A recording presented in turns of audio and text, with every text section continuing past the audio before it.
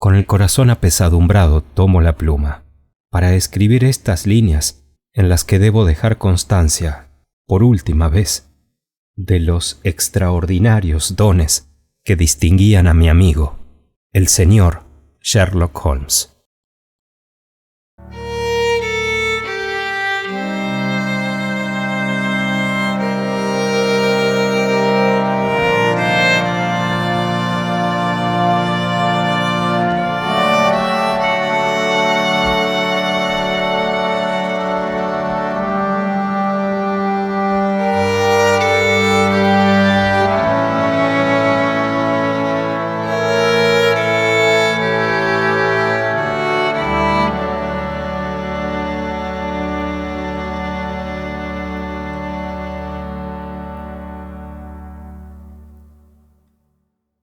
Hoy terminé de regrabar el problema final, donde Sherlock Holmes muere junto al profesor Moriarty cayendo en las cataratas de Reichenbach. Y me quedé nuevamente con una sensación rara, como si Sherlock Holmes no fuera solo un personaje literario, como si siguiera existiendo en algún lado. Y entonces me acordé de algo que decía Borges.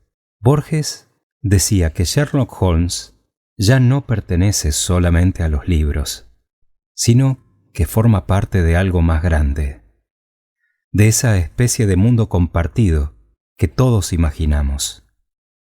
Y hay algo que a mí me empezó a hacer mucho sentido, y es que en Sherlock Holmes, en todos sus cuentos, en todas sus novelas, en todas sus historias, lo importante no son solamente los casos, sino los personajes que la componen, Holmes y Watson.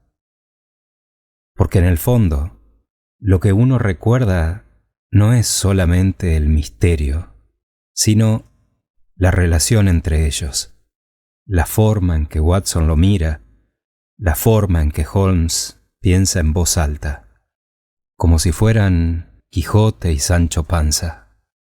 A mí me pasó algo raro grabándolo, porque cuando hago de Watson, siento que no estoy actuando tanto. Es más bien hablar como soy yo. Y Holmes, en cambio, aparece solo, como si estuviera ahí, como si tuviera vida propia, independiente. Borges también decía algo muy interesante al respecto. Decía que Conan Doyle no escribió estas historias como gran literatura. Las escribió casi sin darse cuenta. Y sin embargo, creó algo eterno. Y hay algo más. El mundo de Holmes es un mundo donde todo tiene algún sentido, donde el caos siempre puede ordenarse. Y quizá por eso volvemos a él. Quizás Sherlock Holmes no sigue vivo por Conan Doyle, sino porque cada vez que alguien lo lee, lo vuelve a imaginar. Y mientras eso pase, Holmes no va a morir nunca.